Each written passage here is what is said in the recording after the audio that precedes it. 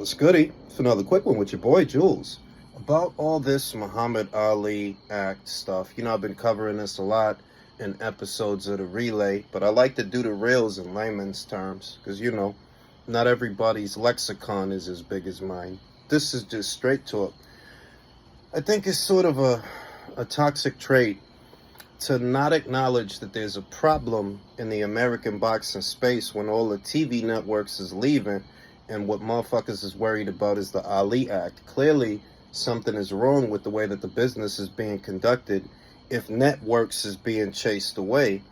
And all of these fans that are activists, they don't take the time out to think that, if there ain't no major networks, there ain't no fight dates, and there ain't no fucking fights.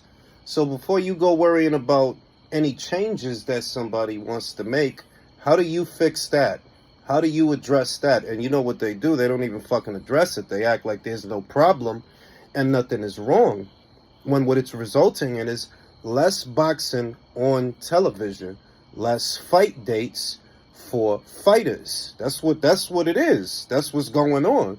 And they act like they don't see that because they so fucking worried about Dana White. The shit is stupid. I think it's a toxic trait to pretend nothing is wrong, nothing needs changing, everything is perfect.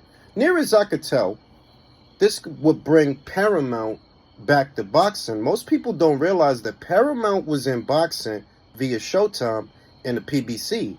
And it was Paramount that pulled the plug. Because the way that business is done, there's no fucking ROI.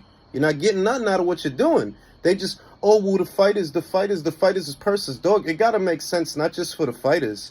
It has to make sense for the broadcaster that's putting up the money for the fighters to fight. And a lot of these would-be business guys and content creators, that shit go right over their head like a 747 Boeing. Don't realize that shit. You can't just give the fighters whatever they want because sometimes that don't make sense for the promotion or the network. That's not a business. It has to make sense for everybody. And what I see is, a lot of these content creators, they want to be cool with the fighters and rub elbows with the fighters and be fucking friends. You don't realize you ain't going to have shit to watch if these networks all leave. And most of them already did. This Zuffa boxing shit would bring Paramount back to boxing. 12 fight dates a year. So before you bash it, I would say, give that shit a chance. Let's see what it looked like. Because it's just an alternative anyway. It's not like fighters is going to have to sign the fucking Zuffa. Nah, they ain't got to sign to that shit.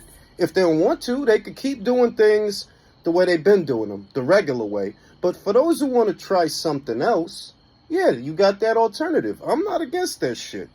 Batman signing out.